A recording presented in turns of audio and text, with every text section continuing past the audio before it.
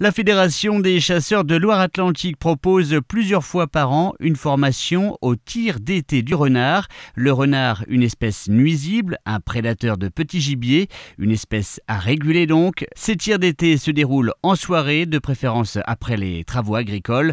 La formation, elle, est proposée sur le site du Bois de la Vente à Joué-sur-Erdre. On évoque dans un premier temps tout ce qui est théorique. En fait, il faut suivre les arrêtés. Nous, on suit les arrêtés préfectoraux. Il y a l'arrêté ministériel qui régit de manière générale la chasse et les arrêtés préfectoraux ensuite qui sont un peu plus détaillés par département. Donc on leur explique un petit peu les démarches, ce qu'on a le droit de faire et de ne pas faire chez nous, en Loire-Atlantique. On aborde la question de la biologie de l'espèce et ensuite la chasse, le mode de chasse pratiqué et en ce qui nous concerne, principalement la chasse à l'affût ou à l'approche. En matière de destruction, le renard est classé nuisible dans le département. Donc en fait, on a d'un côté les gardes particuliers, qui sont des gardes de chasse particuliers, qui ont un droit de destruction des animaux nuisibles sur l'année.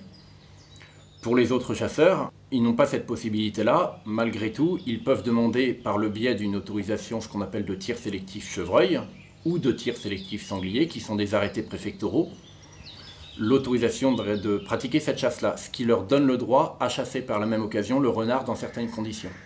C'est-à-dire que d'un chevreuil, ils peuvent se retrouver à chasser le renard s'ils le veulent, ou le sanglier, ils peuvent se retrouver aussi à chasser le renard.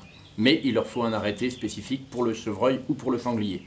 Elle n'est pas compliquée, c'est une chasse d'affût ou d'approche, donc il faut mettre tous ses sens en éveil. En fait, on a le renard, il a une ouïe, une vue très très développée. Il est méfiant de nature, donc c'est au chasseur d'aller à sa rencontre en fait, ou de le faire venir selon les cas. Et donc de prendre toutes les précautions qu'il faut pour qu'il ait un résultat à peu près correct. Les chasseurs connaissent bien la législation et le cadre légal de destruction des renards, donc après, nous, c'est une formation, on va dire, complémentaire par rapport à ce qu'ils savent déjà.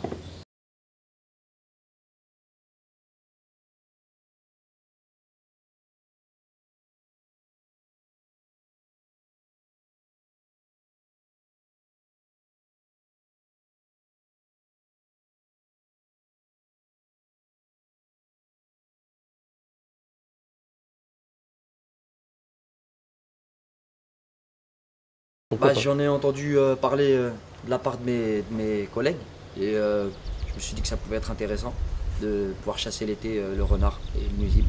Après, ça me permet de découvrir plusieurs facettes de la chasse, ce qui est intéressant. Ce que j'ai surtout appris, c'est le choix du calibre, le choix du fusil et ce qui est plutôt important pour bien débuter une chasse de ce type-là.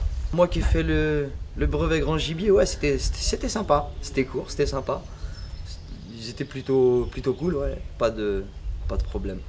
Plusieurs formations au tir d'été du renard sont donc organisées chaque année. Renseignements et inscriptions auprès de la Fédération départementale des chasseurs.